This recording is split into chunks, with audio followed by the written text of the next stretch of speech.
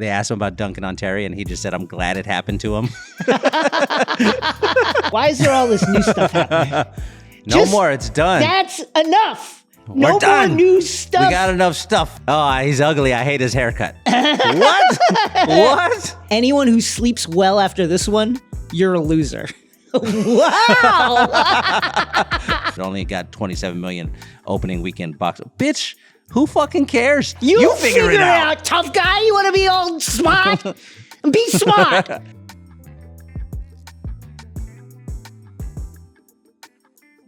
Jason. Yes. Jason, the show just continues to grow and grow and grow.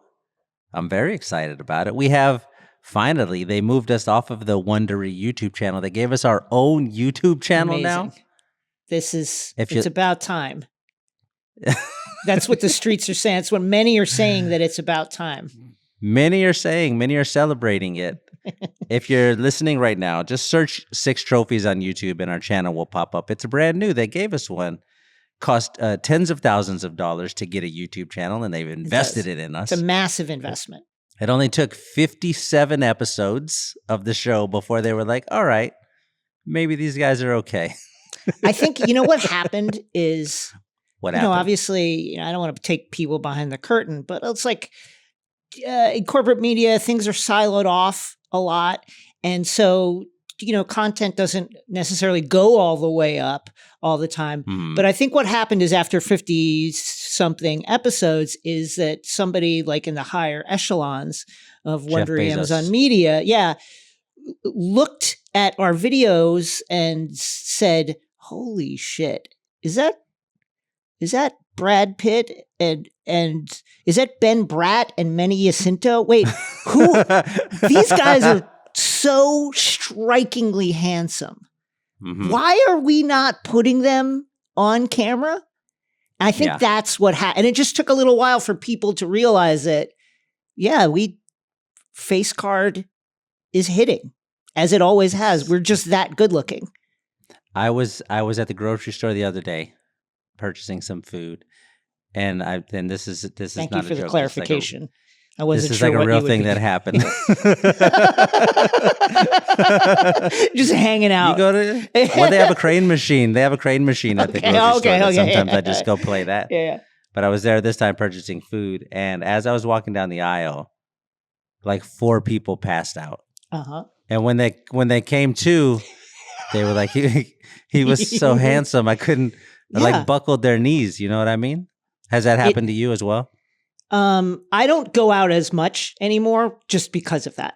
Because of that? Because it's safer. Yeah. Yeah, like cars crashing into each other and fender benders as people are like gawking, like, holy shit. Right. You know what bothers me a little bit from this is like sometimes if I'm just minding my business at the bookstore purchasing books. Yeah. Like I'll just hear somebody in the background be like, ow. Yeah. Like they just dog howl at me because of how handsome I am. Or the other one I hear, ooga. Yeah. Like I hear them do that also. Or sometimes they're like tongues will fall out of their mouth and their eyes will pop out of their heads. Like the movie The Mask with Jim Carrey. I've had that exact thing.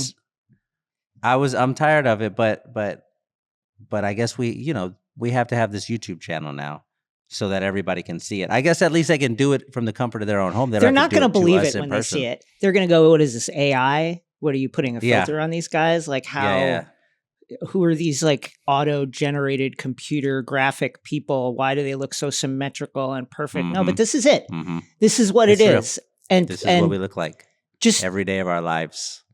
People just don't make a big deal of it. That's all. I just want to say that. Don't make a big deal out of it. Glance, but don't stare. Right. Listen to what we're saying. Do like Love is Blind and close your eyes and just listen to what we're saying while you're watching the YouTube. Go to the YouTube channel to only listen. That's right. And that'll help you acclimate because it can be a bit of a shock. But again, I don't want to see you in the comments being like, wow, 10 of 10, holy cow, like I'm losing it. Just don't make a big thing out of it. Yeah. Just it's too much. A couple times. YouTube, search 6 Trophies. That's right. Subscribe. And then just as this is a serious thing, a real thing, but we're going to pick one winner from the subscribers, and Zuri's going to give them $1,000 cash. Right. Straight Cash out of money. his pocket. Cash money. In a brown paper bag. Oh, gosh. American dollars? Well, inflation, whatever. Inflation. Yeah. It's fine. It's fine, Zuri. Jason, you want to start the show? Let's start the show. All right. From Wondery, I'm the very, extremely, absolutely handsome Shea Serrano. And I'm a good-looking guy. I'm Jason Concepcion. The breathtaking Jason Concepcion. And this is the Heartthrob Podcast, 6 Trophies. Hello, I'm Jason Concepcion, and welcome to 6 Trophies, a podcast series hosted by myself and the drop-dead gorgeous Shea Serrano. Gorgeous! In which we comb through all the NBA news for the past week and then hand out 6 pop culture-themed trophies for 6 basketball-related activities. In this episode, the key to success in the NBA is continuity. People might have an issue with that, but I'm going to say that. The Cade Cunningham and Jalen Green saga has another chapter in the NBA's new business model. Is it rocky? I don't know. All that and more. Let's hand out some trophies.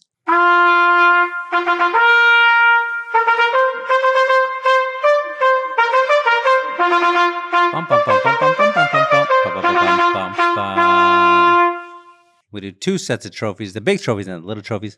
The big trophies are first. These ones are the same every week. First up, the Denzel Washington and Training Day Trophy given out to whoever it is who had the best overall performance of the week. This week's winner, continuity. Jason, explain what this means, because you are the person who selected this winner for this week. Here's part of what inspired this is the Knicks look like a play-in team right now. It's okay. You know? Karl Anthony Towns is a big man. We're playing a lot of drop. We're getting shredded. Karl Anthony Towns giving up a ton of points in the paint, whatever. I would just like to remind everybody that things look bad in the first year of the Rudy Gobert experiment with the Timberwolves. And it led me to think about teams that are just killing the NBA. Cavaliers, 12-0 last night with a come from behind win against the plucky Bulls, who were hitting everything from 3 for a little while until the Cavs just wore them down. Celtics, obviously the sitting champs, 9-2. The Thunder, 9-2.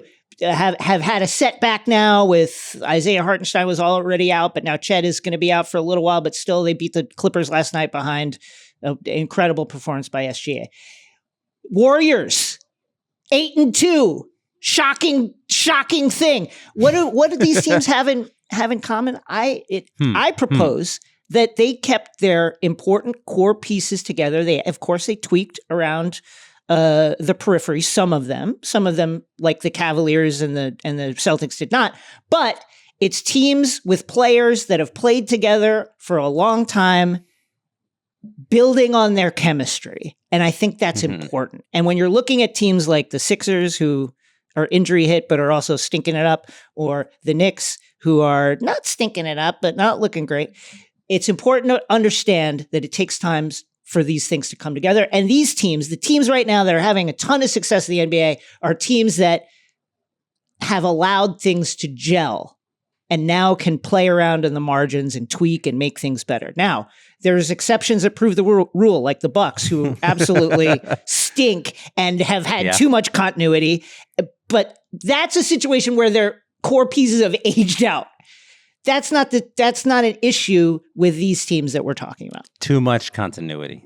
You waited too long, and then you made a move for a guy who is clearly not the right piece in Dame, even though we said correctly whatever we said when that happened, and don't listen back, people. Right. It was right. Whatever we said was right, and we said it in the most handsome way possible. That's right. I'll give you the Cavs. At 12-0. Okay. Stuck together. Yes. Yeah.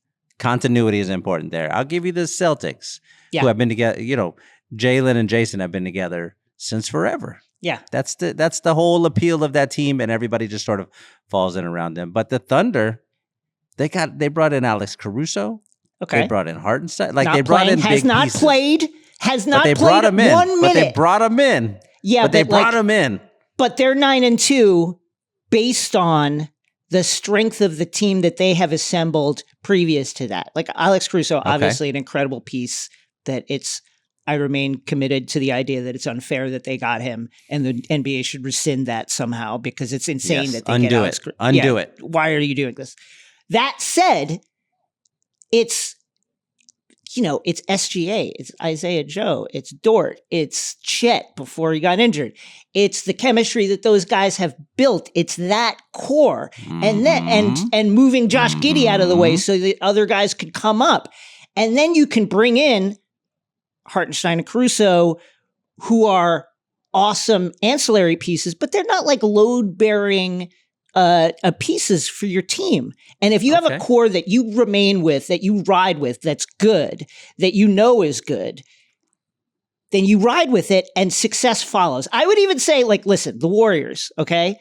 Obviously, that's what I was going to bring up next. There's Klay Thompson gone, Chris Paul gone, they've added other players, but you've got a lot of young players that have come up through the system, Kuminga, Podziemski, that have been playing with this team for a long time, Looney. And it's their ability to understand what's going on after several years of tough sledding that allows this team to be 8-2 right now, taking the load off of Steph Curry, who's had a few injury woes early on, and Draymond Green, who doesn't score. And it's those guys around these guys, plus, Buddy Hield a 1-for-1 thing, but and Kerr, Curry, and Draymond as your core pieces and dedicating yourself to like saying, okay, these guys, we're going to ride with these guys. Success has followed, at least at this point, to the early season. Okay. So we have the Cavs, Celtics, Thunder, Warriors, who have held strong for the most part. I would disagree on the Warriors. Okay. They lost one of their three main pieces in Klay. And then they brought in Buddy Hield and Kyle Anderson, who are both, those are both new guys. They also lost Chris Paul. But I think you've talked me into it. I think I agree with this. Continuity is the key. That's the trick. That's why. Who's going to win the championship right now, Jason? Right now? Yes. I think right now I would. Cavaliers look really good, don't they? But do you believe in them? They look very good. No. I don't either. I don't know why. They look really... They look good. Really, really good. And they have like a ton of stuff. guys just like coming in, Merrill, et cetera, like just will hit threes. Donovan Mitchell had like 25 and a quarter last night or a half. I don't know. They look really good. And yet, I think the Celtics are going to... I think the Celtics might repeat. They feel like it. And I think it's going to be Celtics Thunder. You know what we should do? Oh, I'm sticking by my Dallas Mavericks Miami Heat prediction. Wow! We should every week we should just pick new teams to win the championship, and then at the end of the season when we play the just pick the one. We'll have cut the this one. Missouri. We'll cut this out.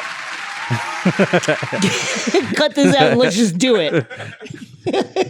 Zuri, that was a pretty good applause, but can you play an applause that's like more handsome, like more befitting, better looking, like a couple of like cat a better calls in looking there? Applause? Yeah. The sound of people fainting and their bodies hitting the ground.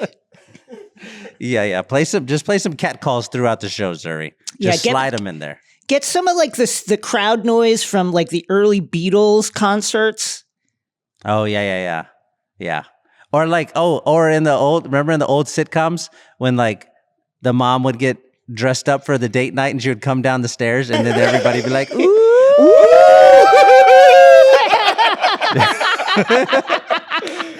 We need to add that. That to the soundboard. Find that, Zuri. Can you please find that? Next trophy. The Lauryn Hill, you might win some, but you just lost one trophy. Give it out to whoever it is who had the worst overall performance of the week. This week's winners, a triple winner. The New York Knicks, the Milwaukee Bucks, and the Philadelphia 76ers. Folks, it's tough down here. It's really rough. The Knicks, 4-5, 6th in the East. They're 20th in defense after being 9th in defense last year. The offense is everything that's been advertised. The defense is bad. The Bucks, folks, they're 2-8, 14th in the East, bottom. They went up. They were 15th. Now they're 14th. They're climbing up. They did go up 1-3 at home, 1-5 on the road. The Bucks, next 4 games. They have a cup game. We're recording this Tuesday morning. They have a cup game tonight against the Raptors. Then it's the Pistons, Hornets, Rockets, and Bulls. If they go 1-4, Doc is getting fired. They need, and if they win like 3 of 4, I think we can stop talking about them for a little while, but it's danger zone time now. And the Sixers 2-7, though, with Embiid coming back after suspension and injury and Paul George looking to, coming into the fold. So you would expect that to go up, but it's tough times for teams that we thought would be good. I like Danger Zone. Sorry, can you play Highway to the Danger Zone?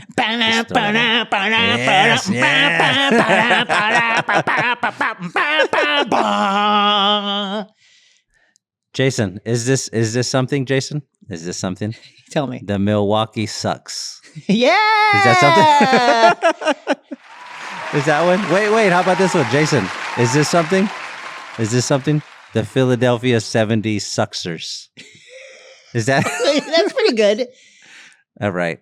How about the Dilwaukee Cucks? No? Is that too much? That's too far. You went too far. I was trying to think of one for the Knicks, but I couldn't. The New York Dicks sucks. I was trying to make it. I just wanted to. Oh my God. Okay, never mind. That's too far. Sorry, boo him. The New York Dickercockers. Okay. Thank you. But they're doing it. Zuri, do it where they're booing, but they're also like, God, I'm booing this guy what he said, but just looking at these guys is incredible. Okay, I'll try. Man, the bottom of the Eastern Conference it's now, Shea, who's gonna turn it around? Out of these 3, out of the Knicks, the Bucks, and the Sixers, I like the Knicks. I do like the Knicks. Out of those 3, the Bucks, for some reason, just feel hopeless. They feel hopeless right now. You have Giannis getting mad at reporters like every other day. You know what I mean? Like yelling at his teammates in the locker room, saying, "If you don't want to be here, then you can leave." Did you see that after the Knicks game? Yeah, it seems like they're not having fun, right? And obviously they're 2-8. That's not that much fun, but it doesn't feel like they can. It doesn't feel like, it doesn't feel like the beginning of Major League when the team is together and they just gotta chill. You know what I mean? It doesn't feel like that. So I think they're out of there. I think the Philadelphia 70 Suxers. I don't like it. I don't like it. I know Joel's coming back by the time this comes out, he will have played in a game finally. But I think out of those 3, give me the Knicks, because I still believe in Karl Anthony Towns in New York. I think he's gonna make it happen. I'm hopeful. I do think the Knicks end up a top 4 seed eventually, although there's Tom Thibodeau is played 6 guys last game. Mm-hmm. It's November. Yeah. He played. You have a 6-man rotation in November. He played 6 guys in a loss to the Pacers, which I get it. Like, those are the 6 guys who can most help you win. At the same time, it's steering into the exact brand that Tom Thibodeau has. Mm-hmm. I think that I agree with you. I think that the Bucks. Here's what I think the Bucks can do. I think you put the ball in Giannis's hands and make him and let him make more. Let him take it up more. Let him be the point of the offense and get guys going. And he's really the one game-breaking force that you truly still have on your team. So just give him the reins and let everybody work off him. I don't know if that happens. And I do think the Sixers, they have too much talent to remain 2-7. I think that they will get it going shortly now that Embiid is coming back, because it's always been the question with them has always been, how do you survive the non-Embiid minutes? The non-Embiid minutes have been the last 9 games, and those are about to end. So I would expect them to upswing shortly. All right. Okay. We agree. Next trophy, the Dominic Toretto I Live My Life a Quarter Mile at a Time trophy. Give it out to whoever it is who made a short-term decision with no regard for future consequence. This week's winner, Cade Cunningham, who decided he was going to try and jump with Jalen Green and got fucking atomic bombed out of the game. Crazy dunk. Before we talk about it, we should just hear it. Zuri, can you just play this dunk? Like, let's hear the play itself, because it's wonderful. And then Thompson this time with the defensive Stole the ball. play. Now finds Jalen Green. Oh, my God. He did it. Oh, he did it. Oh, no, he did not. Screamed in his face and got the tech too, the taunting Screamed tech. in his face. If you didn't know better, if you just heard that, it sounds like a WWE clip and somebody just got body slammed. That's what that dunk sounds like. Zuri, can you play it one more time? Just listen like it's wrestling, and you're going to just hear the boom and then the pop. Everybody going fucking nuts. And then Thompson this time with the defensive play. Now finds Jalen Green. Oh, my goodness. He did it. Filipino legend Jalen Green. Cade, come on. You gotta make a business decision and get out of there, my guy. You could never in your wildest dreams jump with this guy. Ever. Here's what's great about this is that these two guys have been going at it for a while now. Yes, this is the number 1 and number 2 draft picks from 2021. They have been playing against each other since high school. There's a great clip going around of Cade Cunningham sort of playfully smacking Jalen in the face after he makes a play in the game, and Jalen's on the sideline watching, and you see Jalen get mad. But they don't like each other. It seems like they don't like each other. They're just always like talking healthy shit to each other. competitiveness. Yeah. In a good, fun way. Yeah. And this dunk, this is the second time Jalen Green has got him, and it's the second time that he's drawn a tech for just screaming in his face and shouting a bunch of curse words at him, and it's wonderful. It makes me like, oh, the Rockets and the Pistons are playing. I'm in. Sign me up. What? I want to see what's going to happen. I want to shout out Amin Thompson also, who got that steal. That guy is in every passing lane with long arms, like Tyler Parker. Yeah. I really like him. Our friend and former colleague from The Ringer tweeted or X'd that there's a play from I think this game where Thompson like steals the ball, comes from behind to steal the ball on a fast break, and he tweeted that it looked like there was something wrong with his phone because he's so fast. He just outran everybody. He is just an unreal athlete. Like actually crazy. He can get places that you don't think he can get because he's so long and fast. That's a fun team, that young Rockets team. It's really fun. The dunk was really great. I especially like when there's a big dunk and it's not just like a two-hand slam or whatever. Like I like when they go parabolic with it, where they look like the you know what I mean? Their bodies are like like if you took the letter C and turned it backwards. No, I know what you mean. And you know what I mean? It's more aesthetically pleasing when like a guy is a little off center from the basket and has to like arc to get it in. Yeah. Has to like kind of curve his body to get it in. And that's definitely what happened, because there was that contact and then Green had to kind of bend over the top of Cade to get it in. And it just made it more of like a hammering type of motion. And it just looked so fucking cool. The first thing I thought when I saw this play, because it starts with a steal and then Jalen Green just comes flying in and Thompson passes it off to him for the dunk, is it reminded me so much of back when Jason Terry and LeBron James hated each other, and Jason Terry's bringing the ball up and they poke it away from him, and it's Dwayne Wade, Mario Chalmers, and then LeBron James dunking on him, and it looks almost exactly the same, minus one extra player, but the same sort of dunk, same sort of reaction, same sort of LeBron drew a taunting technical there too, and then after that game, they asked him about it, and they asked him about dunking on Terry, and he just said, "I'm glad it happened to him." like that's Jalen's. This is an "I'm glad this is happening to you" sort of moment right here in the game. It is wonderful. Next trophy. Hey, okay. There it is. That was the. I don't know if I hit the timing on that. Yeah, you could stitch it together. That's great. Yes, that sounded. I felt like when I was talking, I was saying that very handsomely. So I'm glad to get the crowd response. Next trophy, the Daniel Plainview. I've abandoned my child. I've abandoned my boy trophy. Just giving out to someone who's given up on something. This week's winner, JJ Redick, for benching D'Angelo Russell. Yes, I do. Yes, I do. We predicted one of our many right on, completely accurate predictions before the season that JJ would go 82-0 in press conferences this year. And folks, he's doing it. He's doing it. He's putting together a run. He's dropping napalm into these things of late. So after the Lakers got blown out by the Grizzlies last week, JJ put D'Angelo on the bench for Cam Reddish.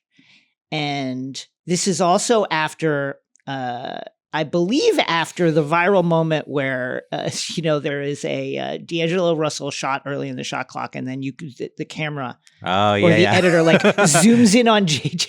And JJ sits down hard on his seat, and then does the sitcom dad who's furious about something move where he slamming the chair. He's sitting crouching over his seat and lifting the seat up and slamming it down into the floor. Later was asked about it and said, well, hold on. There was a series of plays. That wasn't about D'Lo. There was a series of plays that had happened before. It was about D'Lo. Stop it. Listen, they need D'Lo to play well. When D'Lo went on his white hot stretch last season, that was when the Lakers really righted the ship and made a run towards the postseason and postseason positioning. The other side of it is D'Lo is who he is. He takes bad shots. He doesn't play defense. He doesn't have tremendous lateral quickness. I don't know that he thinks the game on the level that JJ probably wants. And here you go. D'Lo benched. What are you going to do? He has scored more when you put him on the bench. Like, he's done his job. They put him on the bench. Part of the argument was we need some more scoring off the bench. So let's take a scorer and put him off the bench. We need more defense in the starting lineup. Let's get Cam in there and do some defense. And it seems like it's working. I mean, they got a win afterward, and sure. But, it's never fun. It's never fun to get benched. Let's go to a Laker fan, Zuri, super producer Zuri. Zuri, your thoughts on D'Lo, on his benching and what this means? I think he should. First, I think the gold dreadlocks. I don't know how long those need to be around, but I kind of like them. Just starting off personal. Zuri, how's he playing? Oh, he's ugly. I hate his haircut.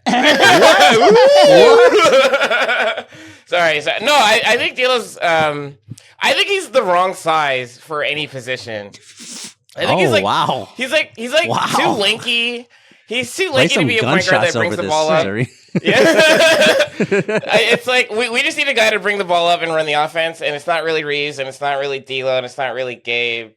And D'Lo's, he's left-handed. He's really long. He's just kind of, he's in between a few things. So I either dye the hair or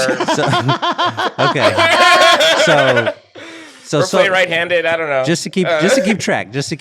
You hate his hair.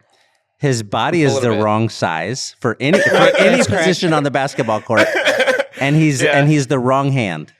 I That's lo- what. His That's wrong hand. Yeah. I love that Zuri. Other than that, he's a I good love spot. that Zuri adheres to like the 2K philosophy of the NBA, where you can only you have to like level up and be good to get like good hair and good like, clothes and good jerseys.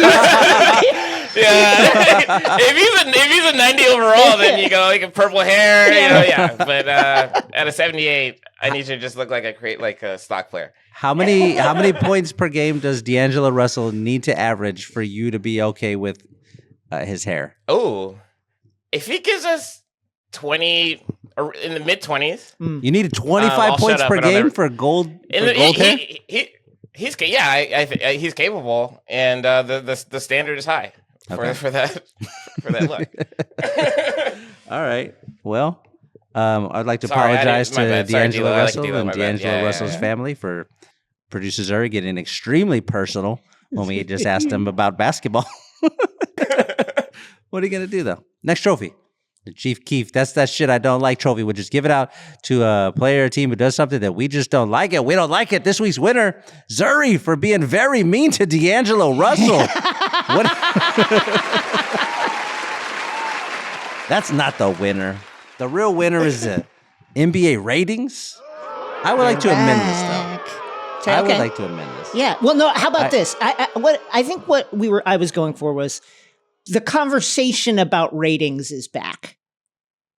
Okay. Yes, that's what I don't like. Yes. I don't like people talking about the NBA ratings or any ratings at all. What are you doing? Did you watch the game? Did you like the game? Were you having fun? Great. Talk about that.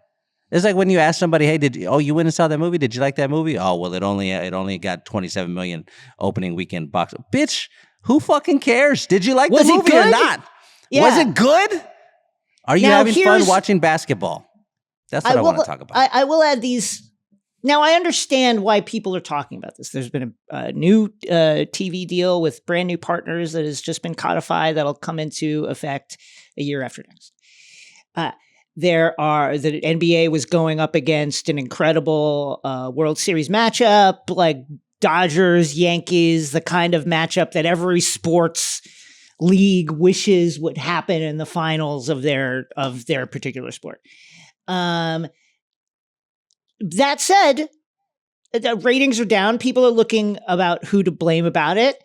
And I, like you, I just don't like this conversation. I hate it. Like how does it matter? Who does this affect? Why does this matter 1% to anybody? That's how I feel. At all. Here's how I feel. What are you doing? Here's how I feel. The NBA should be looking at it like this. They got the money. It's somebody else's problem now. You figure it out. They signed the deal. The deal's you done. Signed the deal, baby. The NBA is going to be on your television through 2036 or whatever the deal was. What do we care? I will say this. I do think that we are headed towards a world in which there are more than one in-season tournament to juice up excitement about the regular season. I really do think that like within 15 years, there's going to be the in-season tournament now. Then there's going to be like some 16 round, 16 team invitational knockout, two-day tournament that happens like in the middle of the season, and then there's going to be the playoffs. I do think that we're heading that way just as a way to make it seem like there's not so much product on the market. Because I do think one thing that's going on is there's so much NBA content. And I'm not just talking about the games, which you can watch almost every game unless you're a prisoner of some weird blackout issue in your particular market. There's also like all the NBA podcasts and all the different conversations going on and all the social media stuff. So it feels as if there's not one overarching narrative in the way that there used to be, where it's like Michael Jordan versus everybody, Lakers versus the Celtics. There isn't that. Now there's like all these like disparate conversations, but that's fine. Who cares? You got the money. It's fine. Enjoy it. Who cares? Yeah. I do miss that that thing of, all right, there's 6 things to watch on TV and that's it. Pick one of the 6. You know what I mean? And now TV shows 27 million viewers for a TV show or whatever. Back then, because there was only a handful of channels. There's 4 channels.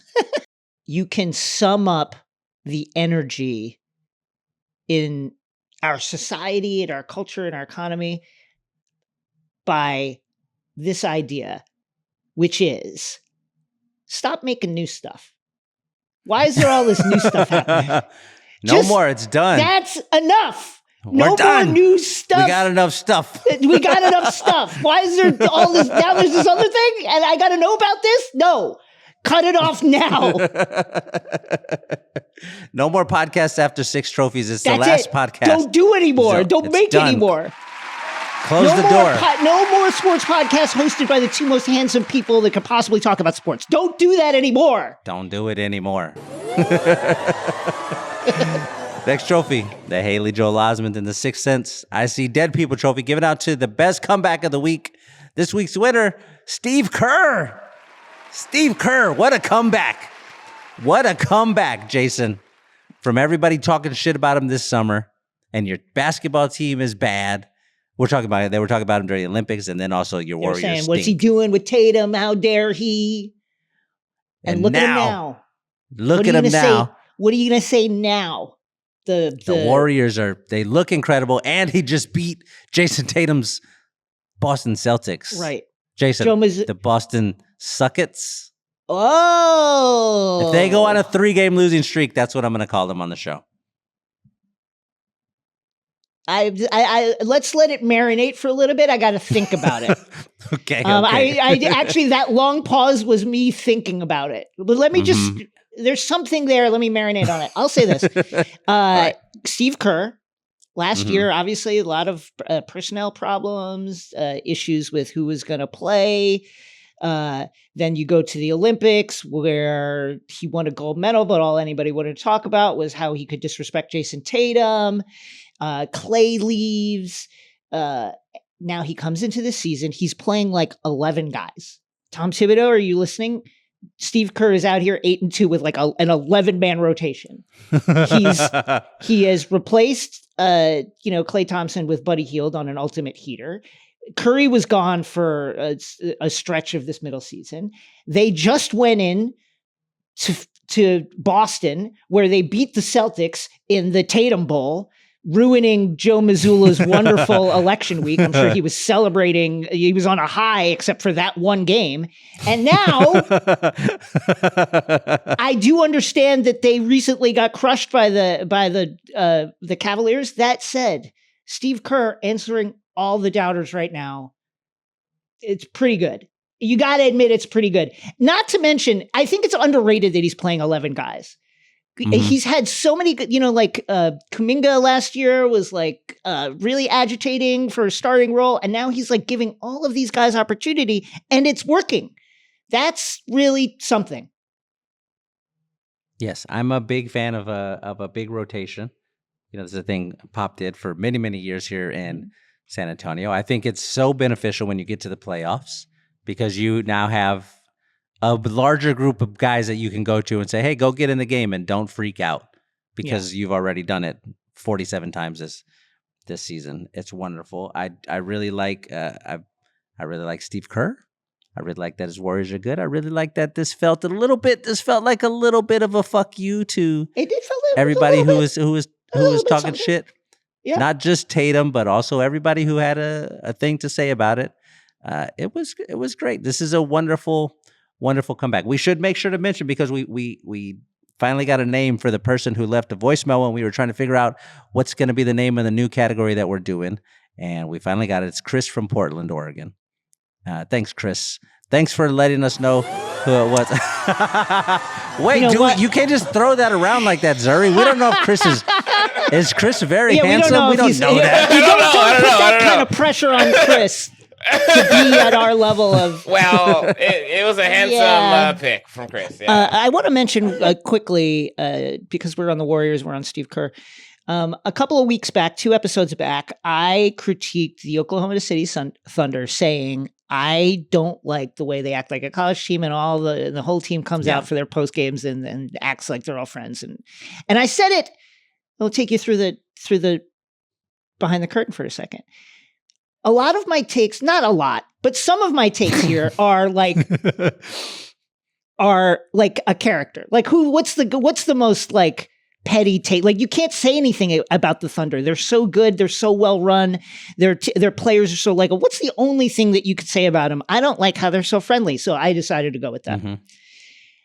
Draymond Green then went on a podcast and had the exact same take as me. Same thing. The same thing. And I'll be honest, it caused a lot of soul searching in my heart.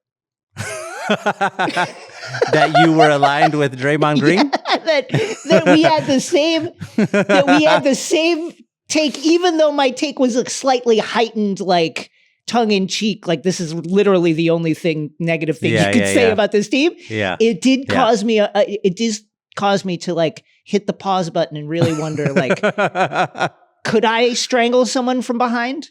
Is that in me too? Yeah. Cinco veces. Oh, that's you saying Chris's name from. Shout out to Chris. Yeah, just say that.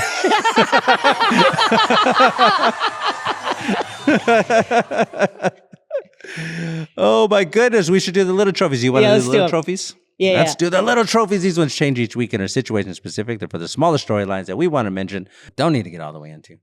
My first little trophy, the Dr. Cox and Scrubs. He wasn't about to die, was he, newbie? Trophy. Pau Gasol just performed a cover of it, just singing. Zuri, can we hear Pau Gasol singing How to Save a Life by The Man Fray? of many talents. Well, Pray to not God that great at singing. He hears you, and pray to God He hears you. And where did I go wrong? He was getting it. Why do Americans, when they're like showing off, open their mouths like this?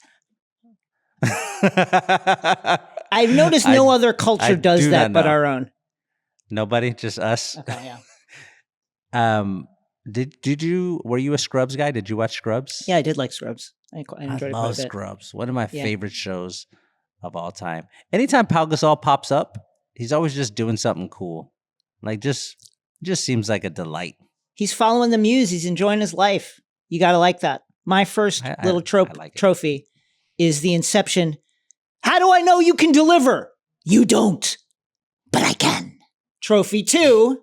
To anyone that is going up against Karl Towns in the paint, here is a recent stat dropped by Tim Bomb Temps on the Hoop Collective pod with Brian Windhorst.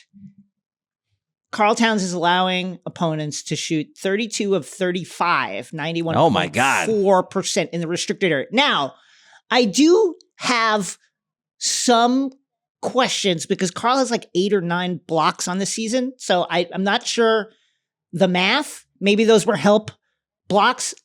That said, it does also kind of jive with the eye test, which is that while I think the Knicks are playing, as I have said numerous times, I think they're playing really hard. I just think that the muscle is not necessarily there. So this is a worrying stat. I do worry about this stat. It's concerning. It's not a good stat. My next little trophy, the Wang and Jack Burton. I love Wang. And Big Trouble in Little China. We really shook the pillars of heaven, didn't we, Wang? No horseshit, Jack. Trophy. To Brandon Miller and LaMelo Ball, who each hit game-tying / game-winning buzzer beaters out there in Charlotte. They're having fun in Charlotte, Jason. They're shaking the pillars of heaven. They're not winning a bunch of games, but they're having fun. But there's fun, certainly on a like viral moment level. The Hornets are fun. My next little trophy is the Beck loser. Soy un perdedor. I'm a loser, baby. So why don't you kill me? Trophy 2. To the Blazers players who Chauncey Billups referenced when asked about a unbelievable blowout, 134-89 at the hands of the Grizz, which just there were bad feelings at the end of the game, and it was a game in which you saw the opposing the Portland fans clamoring to see Grizzlies sensation Yuki Kawamura, like the fans, the opposing fans were like, get this guy in the game. Anyway, Chauncey Billups said this of his players, quote, anyone who sleeps well after this one, you're a loser. Wow. Whoa. Let him know, Chauncey. Let him know. Whoa. Holy shit. Hey, if you got that 04 championship ring on your finger, you get to talk crazy. You get to talk how you want to talk. He called his whole squad losers. If you beat the Shaq, Kobe, Gary Payton, Karl Malone Lakers in the finals, you get to talk shit. Wait, can we very quickly go back to Big Trouble in Little China, which Incredible I think movie. One of the 10 greatest movies ever made. I think so. Like you can't point to me 10 movies better than Big Trouble in Little China. You can't. Go through the history of movies. You can't find 10 that are better. I also think I love John Carpenter for a million reasons as a director. Mm-hmm. And I think I know that this movie has a cult following and that people talk about it, like you and I talk about it, but they talk about like Halloween and stuff more. And I just think this is like kind of his underrated masterpiece. Like it really is such a fun movie. I rewatched it a couple of days ago just because I felt like hearing Jack Burton and Wang. And it's brilliant. It's so creative and it's so funny, and they do so many weird things in there. And the trick that they do where they're like Jack Burton is the hero, and then you watch it and you realize, oh, he's the sidekick who thinks he's the hero. That's right. And the hero is the sidekick who's supposed to be, you know what I mean? Like it's just it's genius on 100 different levels. Everybody's hilarious in it. It's perfect. You want to hear my low pan? Impersonation? Yes, I would. I desperately want to hear your Lopan impersonation. Ready? Yes. Nice knife, Mr. Patton. That's it. Perfect. That was perfect. That was perfect. Thank you. That was the most handsome impression I've ever heard or seen. Unbelievable, my last little trophy. The Michael Corleone in The Godfather Part 2. Senator, you can have my answer right now if you like. My offer is this. Nothing. Trophy. To Giannis. Oh, man. My man Giannis, who elbowed Jaylen Brown in the head. Just elbowed him. Just cleared him out in the paint. I'm going to spin. I'm going to elbow you in the head. Not an accident. Did it on purpose. And then as they're going back up court, rather than apologizing, my bad, he reached his hand out for a handshake. And then when Jaylen Brown went for it, he moved it out of the way. My offer is this. Nothing. That's what you get. Giannis, what are you doing? This is truly... Now, after this game... Jaylen Brown, I think, quite fairly referred to Giannis as a child. And I would say that based on this one exchange, it's that's unbelievable. Right. This is crazy to do this in an NBA game. What are we doing? It's one thing. You do that if you're playing around. You're joking with a former teammate on the other squad now. You don't do this after you elbow a guy in the head. You elbowed him in the head. It's so crazy. My final little trophy is the Office Michael Scott listening to Peaceful Sounds trophy, too. To everyone worrying about the NBA ratings, stop it. We got the money's back. in the bank, baby. The money's in the bank. It's a stressful world out there. Stop worrying about it. Cash is in hand. Let's ride. Enjoy it. It's somebody else's problem now. Okay? Yeah. It's not your problem. It's not your problem. You don't gotta worry. Did we get about paid? it. We got paid, baby. Let everybody else worry. But let some other department, let the marketing department, let them worry about it. We're just out here doing the best we can, making the best thing that we make. Okay? Stop worrying about it. Okay. We did it again, Jason. Another perfect episode. Another perfect episode. That's we all close we do. every episode. That's all we do. Perfect, handsome, very handsome, extremely handsome episodes. Thank you. Thank you, Zuri. Thank you.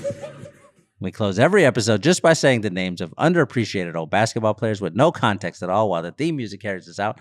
Zuri, will you play the theme music, please? It's handsome music right there. I'm Shea Serrano. That's the breathtaking Jason Concepcion. Producer Zuri in the shadows making the noises. See y'all next week. Antonio Banderas and Desperado. I'm doing other handsome guys that sit at the table with us. I saw a critique of this portion of the pod that said that we say that there's no context, but then we give the context. So I'm not going to tell this time. I'm not going to tell you what the context is. You figure it out. You figure it out, tough guy. You want to be all smart? Be smart. Mel Daniels. Pacers legend, Mel Daniels. Oscar Isaac and Ex Machina. Elgin Baylor, Laker legend. Elgin Baylor. Paul Newman and Cool Hand